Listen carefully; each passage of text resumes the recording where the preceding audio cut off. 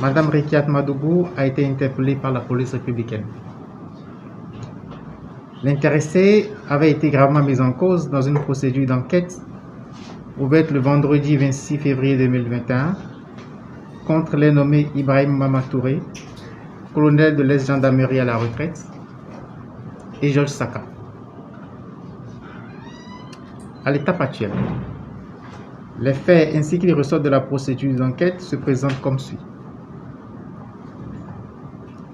Disqualifiée de la course à l'élection présidentielle d'avril 2021, Mme Rekiat Madougou et certains membres de sa formation politique ont, selon toute vraisemblance, formé le dessein de perturber le déroulement du prochain scrutin en perpétrant des actes de terreur de grande ampleur. Ainsi, le 24 février 2021 vers 22h30, Georges Saka, qui se trouve être l'un des plus proches collaborateurs de Mme Rekiat Madougou à Parakou, est entré en contact avec le colonel Ibrahim Mamatouré pour, dit-il, lui confier une mission importante et très sensible.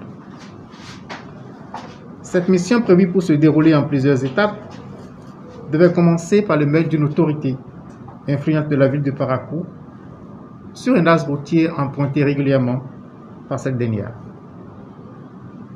La mission devait ensuite se poursuivre par l'élimination d'une seconde autorité politique à l'occasion des obsèques de la première victime. Le but de ces manœuvres est de provoquer la terreur, le chaos, et de parvenir ainsi à faire suspendre le processus électoral en cours. Le colonel Ibrahim Mamatouré accepte la mission.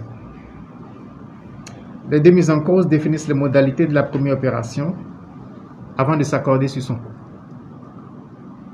La somme convenue est versée par Georges Saka au colonel Ibrahim Mamatouré dans la journée du vendredi 26 février 2021, un peu avant 11h. Juste après la remise des fonds, les deux individus sont interpellés par la police républicaine. De l'aveu du colonel Mamatouré chargé de l'exécution de la mission, il ressort que cette somme a été envoyée par Mme Rekiat Madougou.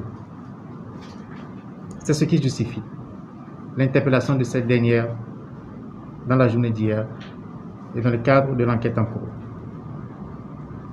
Il faut rappeler que l'atteinte volontaire à la vie des personnes, à leur intégrité ou à leur liberté, ainsi que l'enlèvement ou la séquestration des personnes, lorsqu'elle a pour but de contraindre indûment les pouvoirs publics à accomplir ce qu'ils ne sont pas tenus de faire, ou à s'abstenir de faire ce qu'ils sont tenus de faire, est qualifiée de terrorisme par les articles 161, 162 et 163 de notre code pénal. Je vous remercie.